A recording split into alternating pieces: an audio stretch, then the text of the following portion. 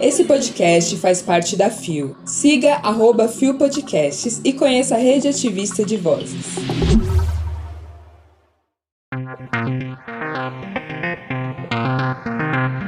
Mercado trans ganha força. Câmara Municipal de Santa Maria aprova projetos voltados à comunidade LGBTQIA+. Nerdolas e o ódio pela diversidade. Quinta-feira, 15 de setembro de 2022. Olá, eu sou o Anderson da Silva, eu não sou o seu host de sempre, mas recebi o convite para estar aqui hoje comentando as notícias do dia. Então sejam muito bem-vindos a mais um Bom Dia Bicha. Levanta, viada, vamos assim! O seu podcast diário de notícias sobre as comunidades LGBTQIAP+. 6 e ônibus. Deu no Terra Nós. Mercado para pessoas trans ganha força e é a aposta de novas marcas. Publicado em 9 de setembro de 2022. O site não informou a pessoa responsável pela matéria. Ficar sem camisa na praia, usar uma sunga na piscina, se reconhecer ao olhar no espelho, parece ser algo corriqueiro para homens cisgênero, ou seja, que se identificam com seu gênero de nascença. Mas para um homem trans, a realidade pode ser bem diferente, principalmente por ter que enfrentar olhares tortos e preconceituosos de boa parte da sociedade conservadora. Até meados de 2014, durante sua transição de gênero, o técnico em mecatrônica e em gestão empresarial Steven Queiroz enfrentava essas e outras situações e não conseguia encontrar soluções adequadas para se sentir, de fato, bem consigo mesmo. Um ano se passou e em 2015 ele resolveu produzir o próprio Packer, uma prótese de silicone em formato de pênis usado para dar volume, proporcionar prazer nas relações sexuais para as duas pessoas e possibilitar homens trans a urinar de pé. De 2015 a 2016, o jovem, atualmente com 28 anos, foi desenvolvendo o produto até chegar ao resultado que esperava. Nessa época, ele havia acabado de fazer mastectomia, cirurgia de retirada dos seios, e percebeu em grupos de WhatsApp que participava sobre o tema que outras pessoas também tinham as mesmas necessidades que as suas. Foi então que surgiu a ideia de vender os produtos que fabricava de maneira artesanal a um grupo de amigos e conhecidos. Hoje, a sua loja, a Transstory Binders, é referência no Brasil na venda de produtos para melhorar o conforto, segurança e autoestima de pessoas trans e do público LGBTQIA+, de maneira geral. Eu tive muita dificuldade em encontrar formas de me sentir bem com o meu próprio corpo. Eu chegava a passar fita isolante no peito para escondê-lo e não encontrava uma forma confortável de deixar um volume realístico na cueca. Isso atormentava meus dias. Me sentia mal ao sair de casa e me sentia impedido de nadar, por exemplo. E por ter essas dificuldades, fiquei sempre procurando maneiras de encontrar soluções. A ideia era uma prótese que deixasse um volume pequeno e realístico, com material que imitasse a pele humana. Agora eu consigo finalmente usar sunga, nadar em público e me sinto mais confortável e mais seguro ao sair de casa. Explica o jovem. Moda inteligente. Esse é o lema que define não apenas a Trucks, como a dona da loja, Silvana da Silva. Ela largou o emprego em um hospital para investir em seu negócio de venda de calcinhas para mulheres transexuais e travestis. Tudo começou há 5 anos. À época, Silva trabalhava como técnica em hemoterapia e se deparava com constantes casos de trans que tinham problemas urinários.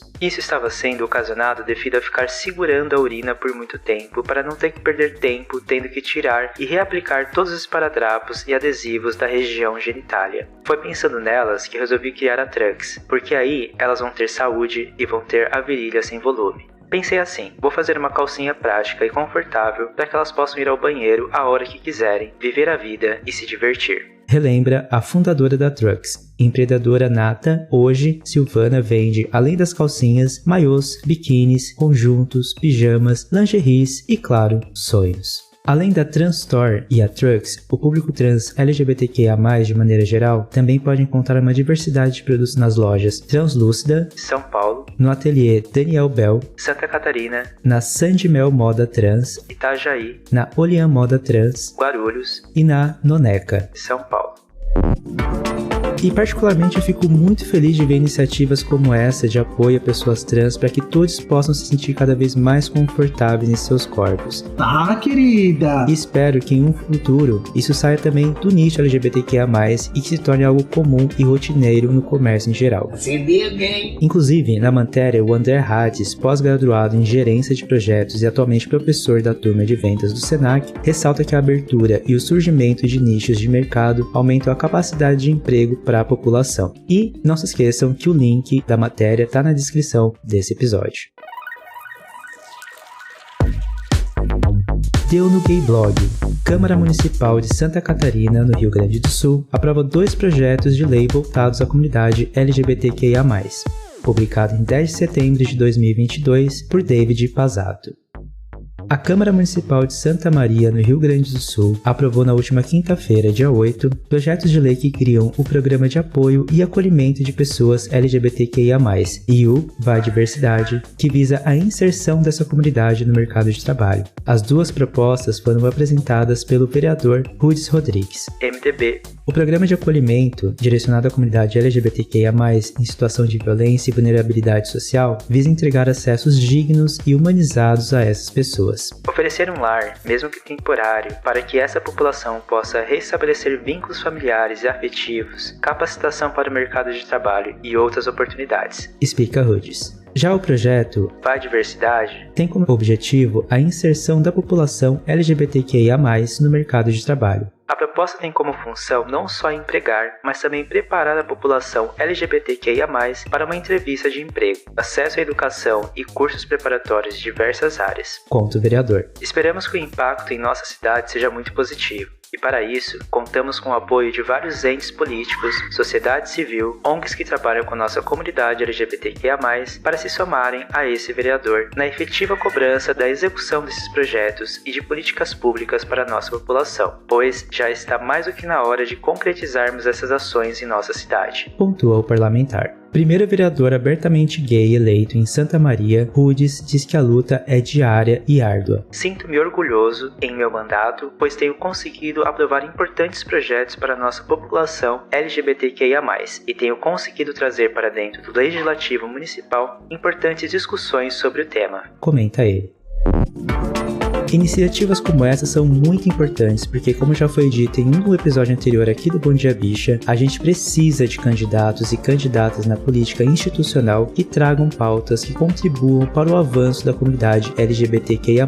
Consegue distinguir? Principalmente porque muitas das nossas conquistas podem correr riscos, principalmente em governos fascistas como o que estamos vivendo atualmente. Tá entendendo? E aproveitando o ensejo, eu quero só ressaltar a importância de nas próximas eleições a gente votar em candidatos LGBTQIA+, ou em verdadeiros aliados da causa. Então pesquisem e fiquem de olho em plataformas como a Vote LGBT, que reúne informações de candidatos e candidatas que fazem parte da nossa comunidade. E não se esqueça, o link da matéria está na descrição do episódio. Deu no Geek Queer, o fenômeno nerdola e o ódio pela diversidade, publicado em 11 de setembro de 2022 por Renan Tafarel.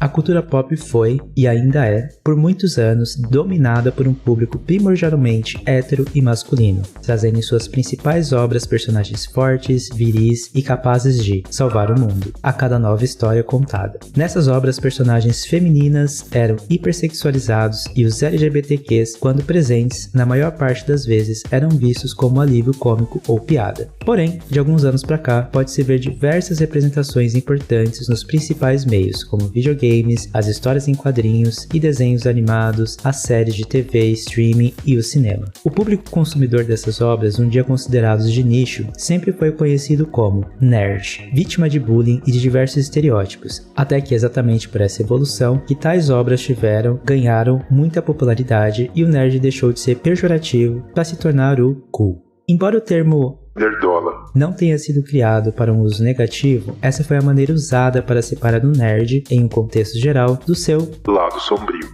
que se recusa a aceitar representatividade onde quer que ela esteja, por mínima que seja, bastando aparecer um personagem que não seja branco e hétero em um papel de poder, que a polêmica está feita. E por ver que minorias representadas em um papel de destaque incomoda tanto essa parte do público, como se a representatividade, vista como lacração, fosse uma ofensa pessoal ao seu próprio bem-estar. Estamos atravessando tempos de ódio, em que temos, simultaneamente, poderosos aparatos de opressão da potência vital dos indivíduos e de fragmentação do campo social, diz a psiquiatra Natasha Senso ao IG Queer. Para ela, esses fenômenos contribuem para a identificação com determinados grupos de uma maneira cega e apaixonada pelo negativo do termo. Para Natasha, os heróis dos filmes contemporâneos trazem mitologias pobres sobre as suas jornadas.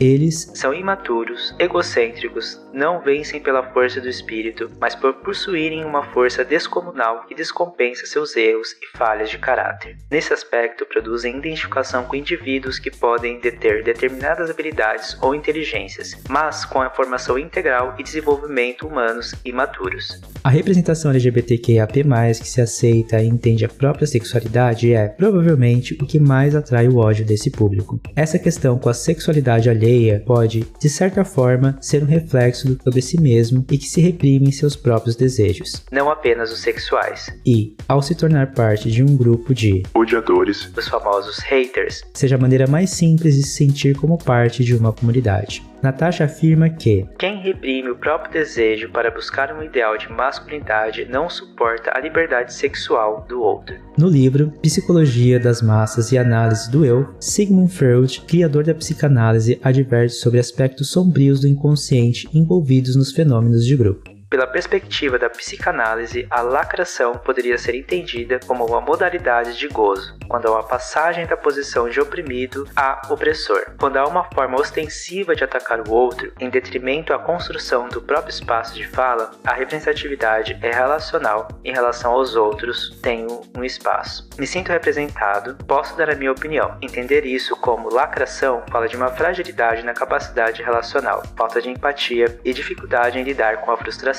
As redes sociais amplificam e mimetizam esses fenômenos, mas eles são essencialmente humanos. Analisa a médica psiquiatra.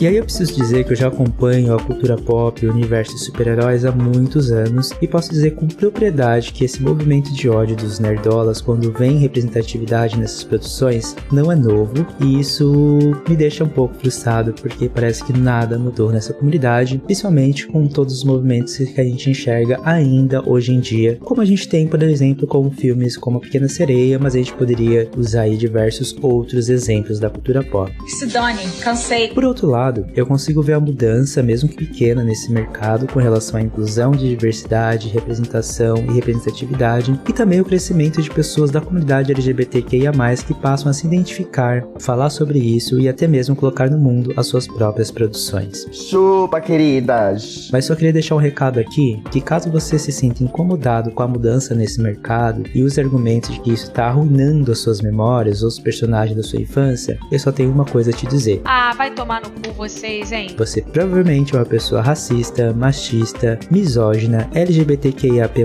fóbica, ou talvez tudo isso ao mesmo tempo. E pra isso só tem uma solução. Bota a mão na consciência, invoca o espírito do nerd raiz que existe em você e vai estudar pra entender o porquê da importância da gente ter mais representatividade nessas produções, beleza? Acorda, querido, volta pra escola, meu bem. Ah, e outra coisa, a matéria ainda fala do caso sobre questões de gênero, como aconteceu com a série da Mulher Hulk, onde em um dos episódios aparecem diversas mensagens de ódio para a personagem que foram retirados das redes sociais do mundo real, recebidas quando a série foi anunciada. E sempre lembrando que o link da matéria está na descrição do episódio.